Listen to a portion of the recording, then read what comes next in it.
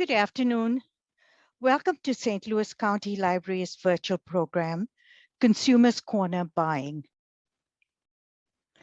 Before we get started, I'd like to bring your attention to a few helpful tips for navigating Zoom, particularly if you're new to it. Please notice the icons at the bottom of your screen. Your microphones have been placed on mute. The mute icon should have a red line through it.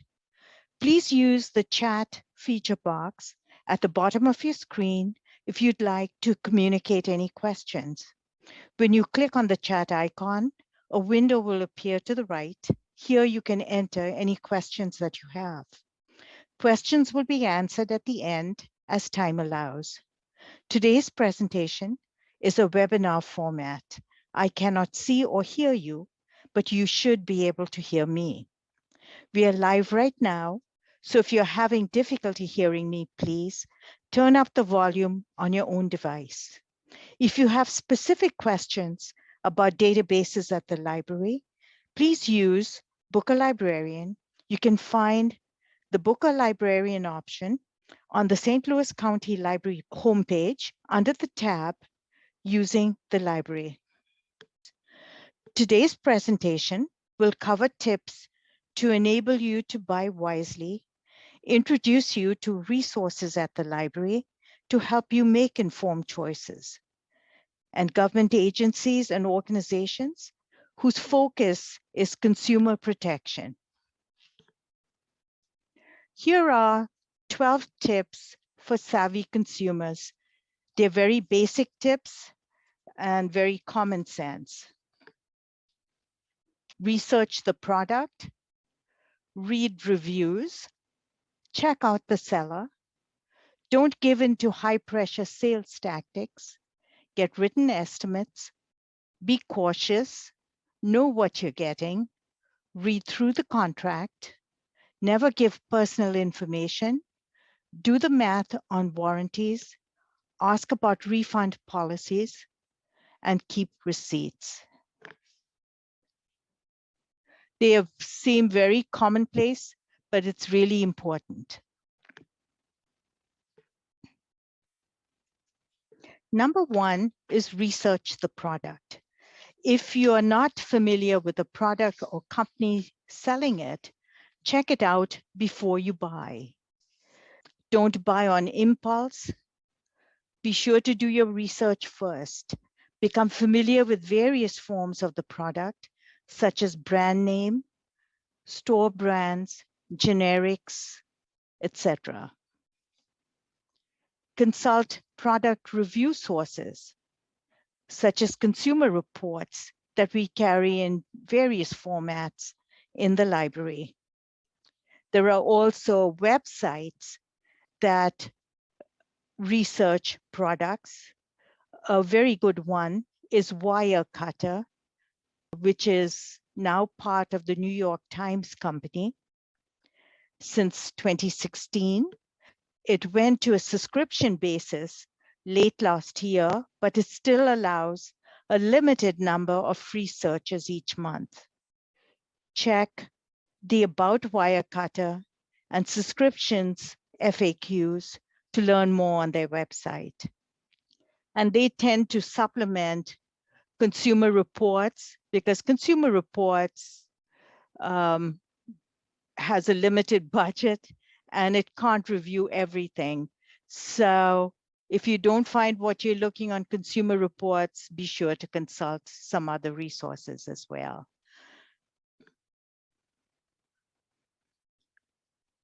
About Consumer Reports, it's a valued resource for many. It was founded in 1936 and was created to serve as a source of information that consumers could use to help assess the safety and performance of products. Since that time, Consumer Reports has continued its testing and analysis of products and services and attempts to advocate for the consumer in legislative and rulemaking areas. Consumer Reports accepts no outside advertising, no free test samples, and it employs shoppers and experts to buy and test the products it reviews. There is more than one way to access consumer reports through the library. The first is the print edition. There's the monthly magazine, Consumer Reports, that you may be familiar with. They come out each month and are available at each of our branches. Then there is the buying guide. It's an annual issue that comes out in the fall of each year. And in the fall of 2021, the consumer guide was entitled Consumer Buying Guide for 2022. So it's really a compilation. The buying guide is a compilation of reviews of that year in one place for you to check when you're buying major products.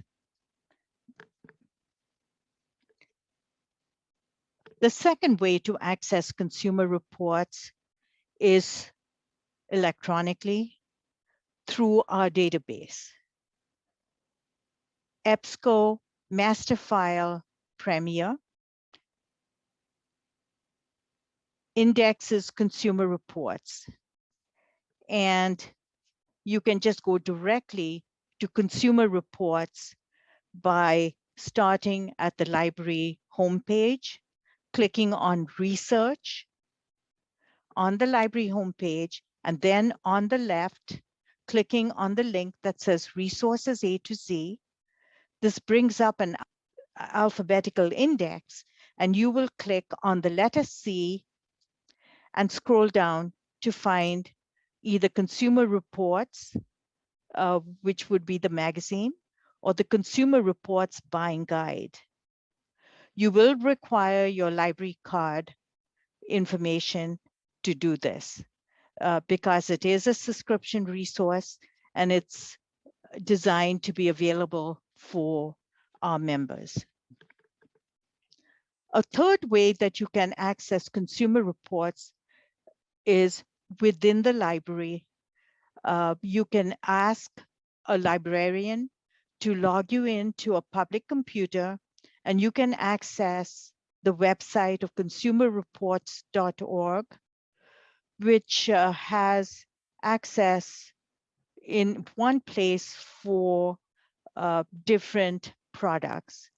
So these are the three ways to search. Instead of going to the Consumer Reports magazine looking for a specific issue or looking for the buying guide, you can go to consumerreports.org on a public computer within the library. It's not available remotely.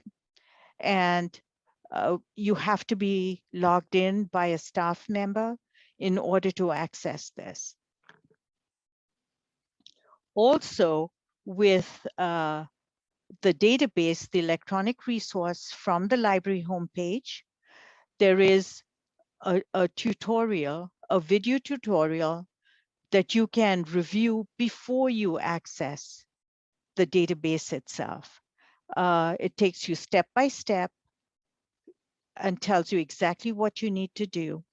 If you're ever stuck, feel free to call us at the reference department and we'll be happy to guide you there.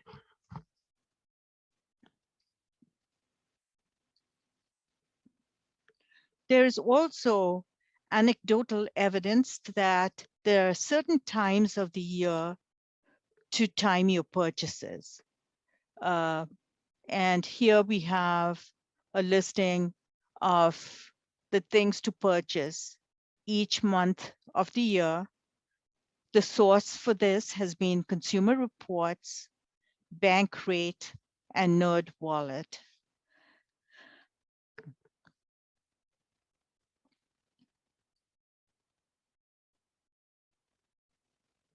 And if you'd like, at the end of the program, to receive a copy of the slides, be sure to enter your email address in the chat box, and we'll be sure to send it to you.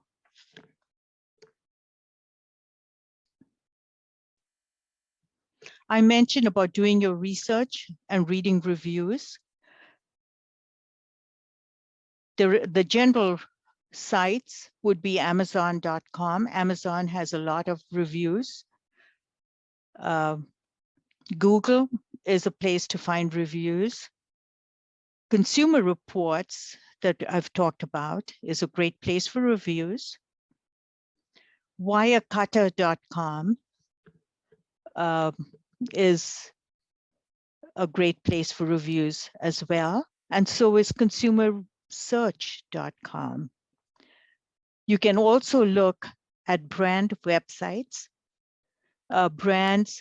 Different brands will highlight the features of the products they're selling, and you can look for specific information over there. With vehicles, check Edmunds, Kelley Blue Book, those are websites, and so is US News and World Report, which doesn't come as a print magazine anymore. They have a website that you can consult. And for home products, I found Good Housekeeping is also a resource you can consult for home-related equipment, things you might use in the home and kitchen. This is an example of a Wirecutter homepage.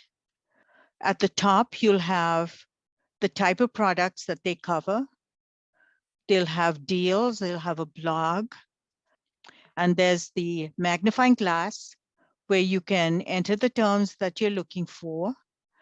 And if they've updated something, here's some information along the way. So look all over the website. They also feature daily deals where they have entered price drops on products that they consider excellent. When you're looking for reviews, please keep in mind that the people are more likely to write a bad review than a good one. If they are satisfied with what they've purchased, they'll go on their merry way. So if there are both good and bad reviews, be sure to look at them both. And it's well documented now that some reviews are fakes written by people who want to boost a product's sales.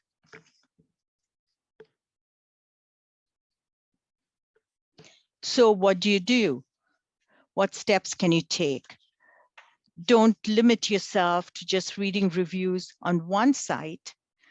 Check several sites and be on the lookout for similar wording on reviews on multiple sites, because the reviews could be done by the same individual who might actually be paid to provide reviews on multiple sites. Also, discount extreme reviews. And when you're searching for a product or a company online, search for the product or company name and add a word plus or the symbol plus sign and the word complaint or scam to see what other people might be saying about the product. When you have similar wording on many reviews, it may be that the person providing those reviews is a paid blogger for the companies. Just keep in mind that some reviewers are going to love a particular hotel or restaurant, and others are going to hate it. So if a reviewer is going completely over the top, making extremely positive or negative comments, there could well be an incentive for posting that review, either for competition or compensation, or possibly a fake.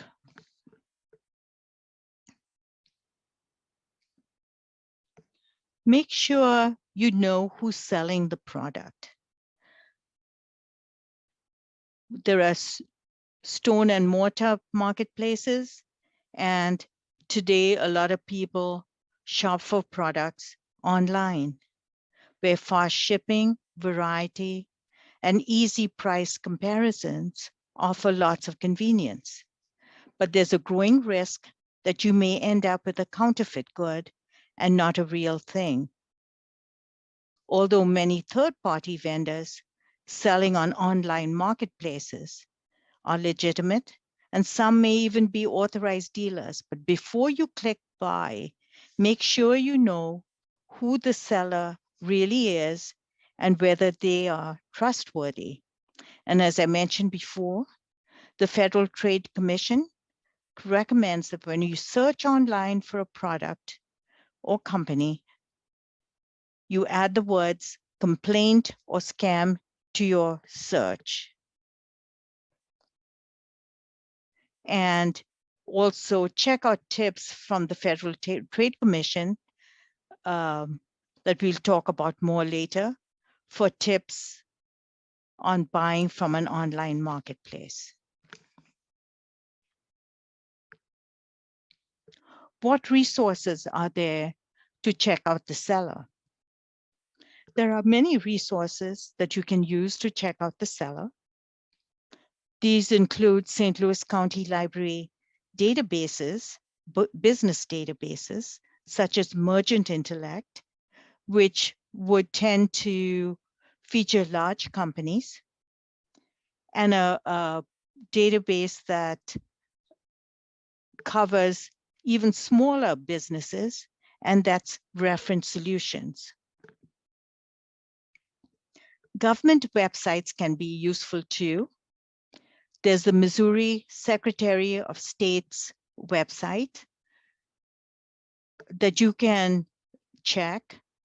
Businesses that are licensed to sell in Missouri have to register with the Secretary of State. So check the business entity database of the state of Missouri, Secretary of State's website. Online, you have the Better Business Bureau. The accredited companies, they also include unaccredited companies. And it's also a resource that you can use to check charities. This is the Better Business Bureau website. On the top right-hand side, it will be this teardrop which says My BBB. Make sure it is set to your location. And the Better Business Bureau for our area is the Better Business Bureau of Eastern Missouri, Southern Illinois. And the horizontal stripes over here is also a shortcut for you to see various options that you have on this website. You not only can search for companies in the St. Louis area, you can also check the website for businesses throughout the country. If they have had any issues, and Better Business Bureau has opened a file on them. There's also live help through the Better Business Bureau of Eastern Missouri, where you can have live help. They have an office on South Broadway, but to get live help, to talk to a real person, you have to contact them between the hours of 9 and 4. Otherwise, it'll go to voicemail. Make sure you don't give in to high pressure sales tactics. Salespeople are trained to use various tactics to influence your buying habits, to make you capitulate and buy. And if you're aware of these tactics and how they work, you can make your purchases with a clear mind. They try to pressure you so you have to buy right away. They'll talk about a time sensitive deal so that if you don't make up your mind right away, the deal is going to go away and the prices are going to go up. So you need to know, be familiar with the high pressure sales tactics that they use.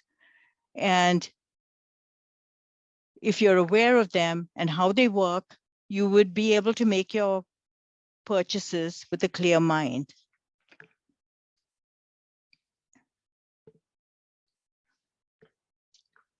What are the tactics that they employ? They'll keep talking all the time, manipulate the conversation so that you can't get a word edgeways. They'll try emotional manipulation, trying to convince you that it's the best thing that you can do for your family, for your children. They'll talk about limited time offers. They'll also offer you free gifts. The free gifts are incentives to rush you into making a decision or to make it seem like you're getting a good deal. If you're really not interested, if you have a bad feeling, don't hesitate to say no. If you're firm, a salesperson is less likely to continue pushing or contacting you. You don't need to explain why. Lots of salespeople will use pre-prepared responses for common reasons. They're trained to do that. And you might end up giving in to the pressure. If a salesperson is pushing you to buy something, tell them you need time to think it over. Ask for contact information and let the salesperson know that you'll be in touch when you've decided.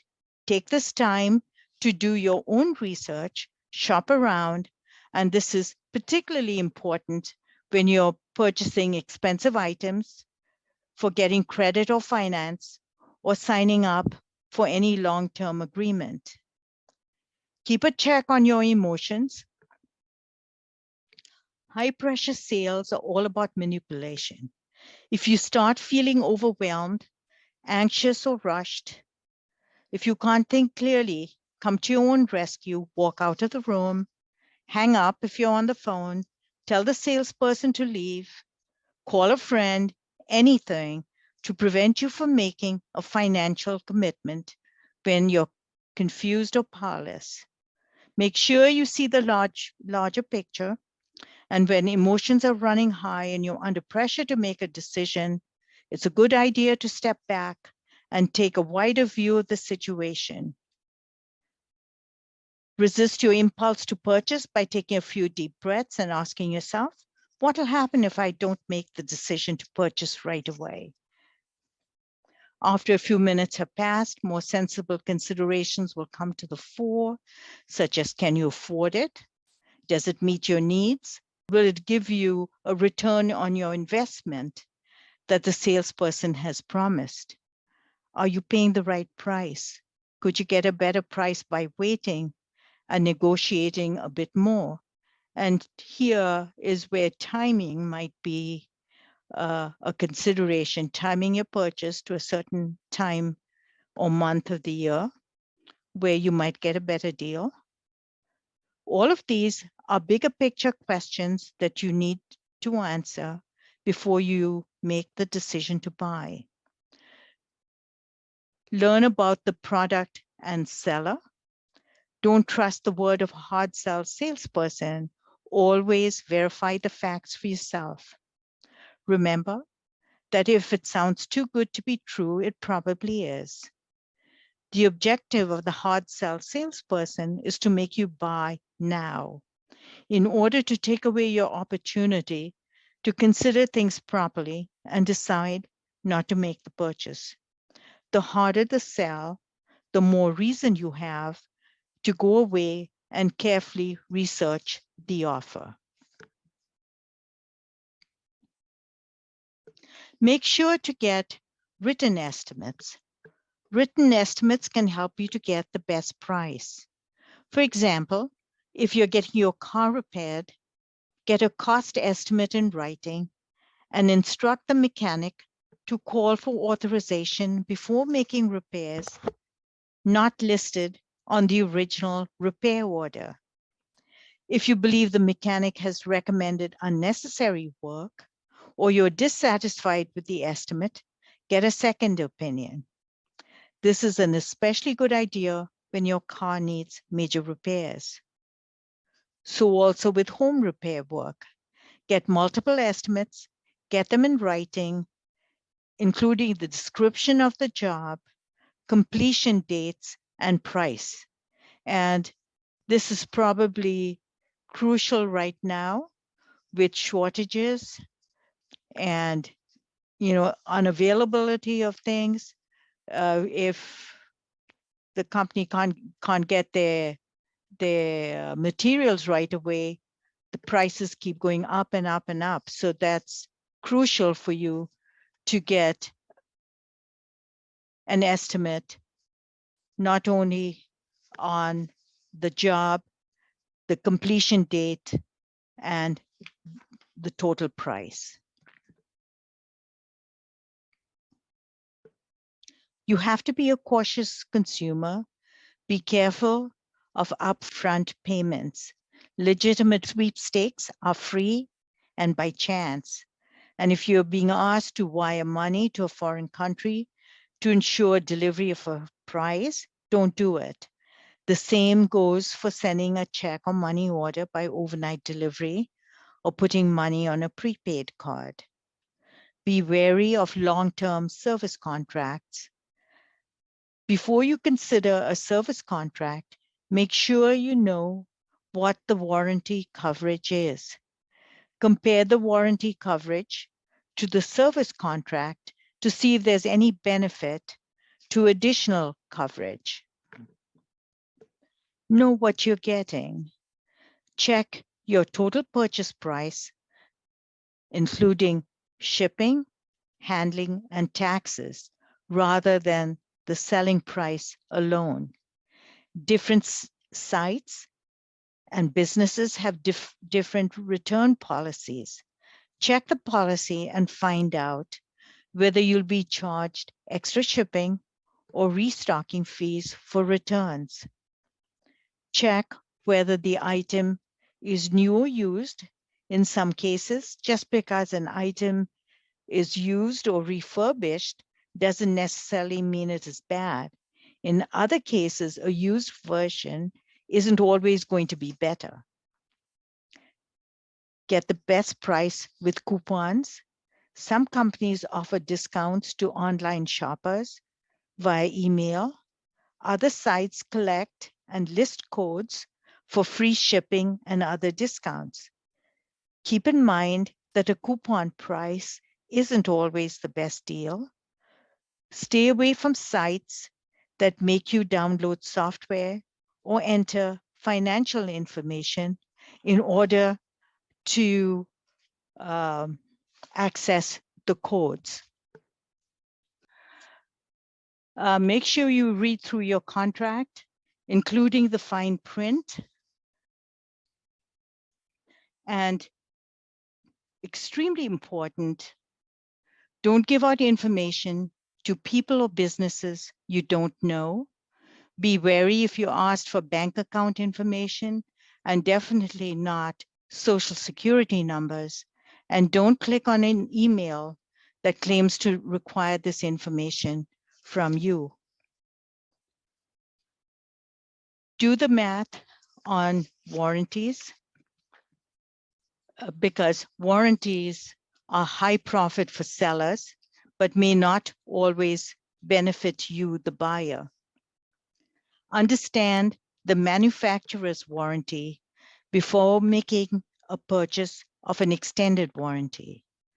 When you read it, note how long the warranty lasts, what it covers, and whether the company will repair or replace the item or refund your money. Keep in mind that some extended warranties simply duplicate the coverage already offered by the manufacturer's plan. If you bought the product using a credit card, check to see whether the card issuer extends warranties. Many do for a period of a year or longer. And if you're not sure whether your card provides such a perk, call your credit card's customer service to find out. Ask about refund policies. Ask whether the company will stand behind the product. What will happen if the product fails? Will they repair the item, replace it, or refund your money, or do you have to go to the company itself? Who is responsible when something goes wrong? Is it going to be the seller or the manufacturer? And really important is to keep a record of your purchase, save your receipts, at least for as long as you have your purchase and as long as your warranty. Receipts can be used as a proof of different things, from tax deductions to warranties. Here is an infographic for shopping online. A lot of people today do their shopping online. Here are things to know. Set a budget. Decide what's important to you. What are features that you must have versus those would be nice to have. Use search engines. We've talked about reading reviews online. Consider the reputation of, does the brand or the website have a good reputation for quality and good customer service? Compare shopping comparison sites to see what the best price might be. Don't be shy about using coupons. You can get coupons in the mail, on your phone, on websites, in the newspaper. So check them all. Make sure you read your return policies. Not all stores have the same return rules, so make sure you know what it is. When you shop online, it's a good idea to use a credit card and not a debit card. The credit card gives you some protection that the debit card does not. And always look for a secure checkout. The lock on a website indicates that it's a secure site, and look not for just HTTP, but HTTPS. Useful resources for the consumer are available through what used to be a print resource, the Consumer Action Handbook. And just before the COVID pandemic closed everything down, the government made the decision to go online. The website of USA.gov and click on the link of consumer issues will be very current and up to date. But this is a great place to look for consumer information. You have access to state consumer websites, consumer protection websites, advice on telemarketing and unwanted mail, and be very familiar also with the Federal Trade Commission. This is the government watchdog that looks out for consumers. On their website, look out for information for consumers and veterans and service members. And on their website, when you click on advice and guidance, you will then click on consumer advice, and you have all kinds of information that will be available to you on the website in a list: shopping and donating, information on credit, loans, and debt, on jobs and making money, unwanted calls, emails, and texts, information on identity theft and online security and scams. So these are really good resources for the consumer. FTC also has a sub site called consumer.gov, which provides information in very plain and simple language that anybody can understand. So please be aware of these resources. And if you'd like to receive a copy of these slides, be sure to include your email address in the chat box, and I will email you a copy of these. And if you have any questions, please enter them in the chat box as well. And I thank you very much for joining us today and for spending this time with us. Thank you again for coming, and I hope you have a good rest of the day and a good weekend.